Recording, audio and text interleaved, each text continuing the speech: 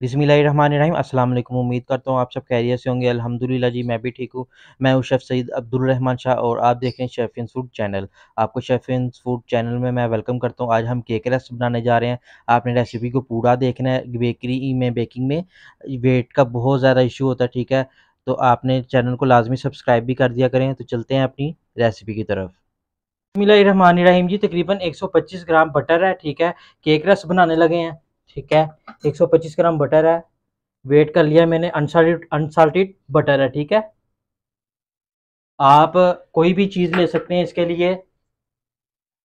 और तकरीबन 125 ग्राम ही शुगर है, दानेदार शुगर है, ठीक है? ये ऐड करूंगा। शुगर जो है कोई मसला नहीं है, इसके अंदर अच्छे से मिक्स हो जाएगी। और एक मरतबा हम इसको हाथों से यानी कि मिक्सर से ऐसे ही इसको, जो बटर है मेरा रूम टेम्परेचर पे देख देख सकते हैं आप, नरम है। इसको एक मरतबा ऐसे मिक्स कर लेंगे ताकि जो है हमारी विक्स चलाते हुए, मशीन चलाते हुए हमारी जो चीनी है वो ना उड़े और ना ही कोई मसला आए, ठीक है?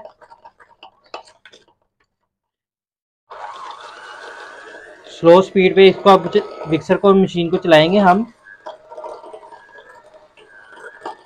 और इसको तकरीबन 5 मिनट हम इतना मशीन को चलाएंगे, मिक्सर को, कि हमारी ये जो बटर है और शुगर है अच्छे से हल हो जाए और जो बटर है फ्लफी हो जाए। तकरीबन मैंने 2 से 3 ड्रॉप्स जो हैं लेमन एसेंस के डाले हैं। उसकी वीडियो कट आउट हो गई है, बनी नहीं है, ठीक है? और अब हम एक अंडा डालेंगे। अंडा याद रहे कि मैंने प्याली के अंदर पहले इसलिए एक दूसरी में क्यों तोड़ा, क्योंकि अंडे का पता चल जाता है कि अंडा हमारा ख़राब है, तो हमारा जो बाकी जो मिक्सचर है वो ख़राब ना हो, यानी कि, ठीक है? और अब हम इसको अच्छी तरह मिक्स कर लेंगे, मिक्सर की मदद से मिक्स चलाएंगे।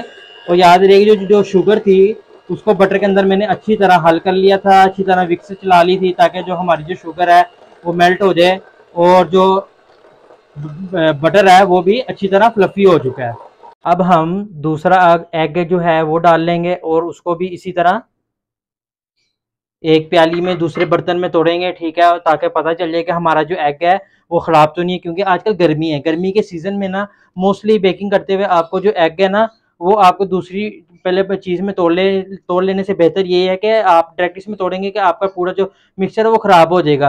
अंडा अगर पहले तोड़ लेंगे तो उससे पता चल जाएगा कि आपका अंडा ख़राब है और आप अपने नुकसान से भी बच जाएंगे। इसको भी हम अच्छी तरह मिक्स कर लेंगे।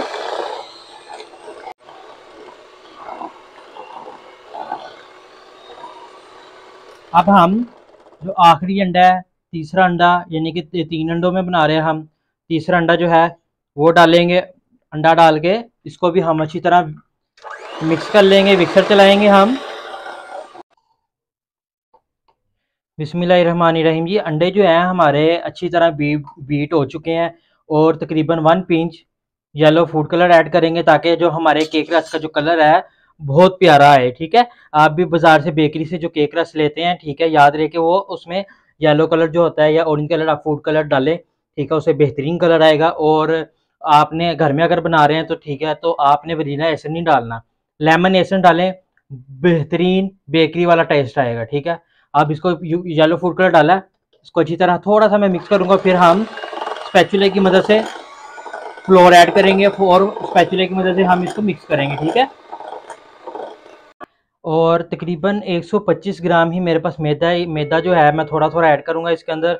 और इसको स्पैचुला की मदद से हम मिक्स करते जाएंगे। और जो बेकिंग पाउडर है, बेकिंग पाउडर भी तकरीबन मैंने 3 ग्राम लिया है, ठीक है? दोनों को इसी तरह। और याद रहे कि कॉर्नफ्लोर को ना आपने स्टेन लाजमी किया करें, ठीक है? इससे क्या होता है, इसके अंदर कुछ जरे हो, कुछ हो, सुसरी हो या कोई भी चीज़ हो तो वो स्टेन हो जाती है, ठीक है? ये देखें, ऐसे स्पैचुला की मदद से हम अपने मिक्सर के अंदर मिक्स कर लेंगे। इतना मिक्स ऐसे मिक्स करना है कि इसके अंदर फुटकलियाँ ना बने, ठीक है?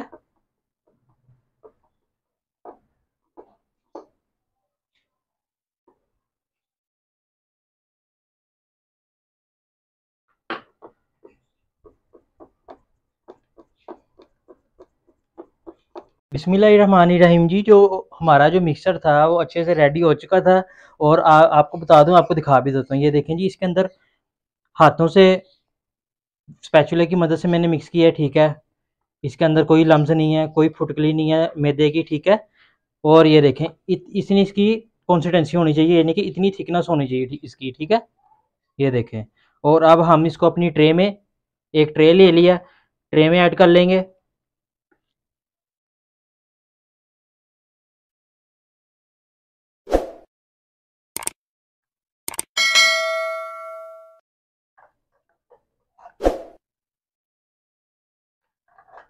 सारा हम स्पैचुले की मदद से जो इसका मिक्सचर है वो निकाल लेंगे।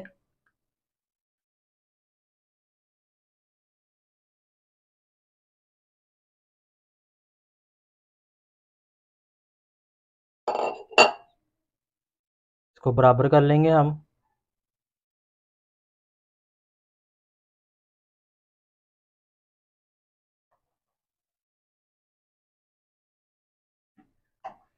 हमारा जो मिक्सचर है, मैं आपको बता दूं, वो हमने थोड़ा बनाया है, ज़्यादा नहीं बनाया, ठीक है। और बाकी का जो इसको सेट कैसे करना है वो आपने अब देखें मैं करता गया हूँ। ये बटर पेपर है, ठीक है। बटर पेपर की मदद से हम इसको ऐसे यहाँ पे फोल्ड कर लेंगे, ठीक है।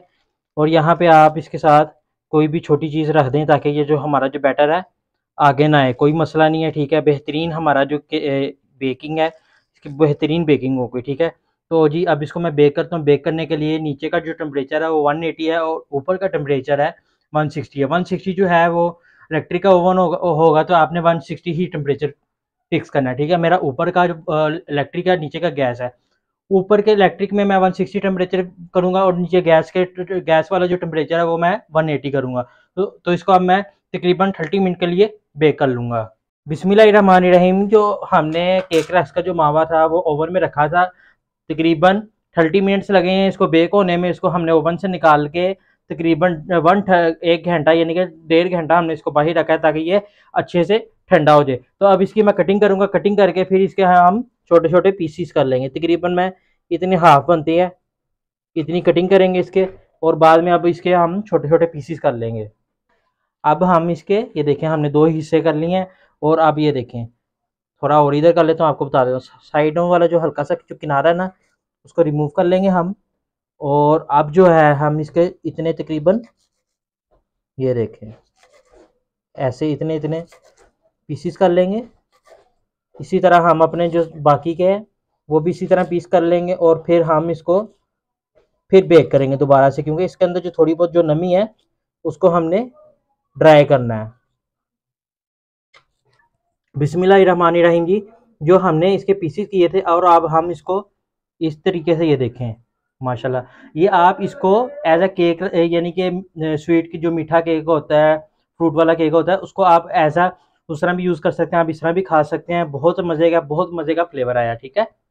इसको अब हम इसी तरह सेट कर लेंगे, थोड़ा थोड़ा इतना इतना तकरीबन गैप देंगे ताकि जो हीट है हमारी अच्छे से इसको लगे।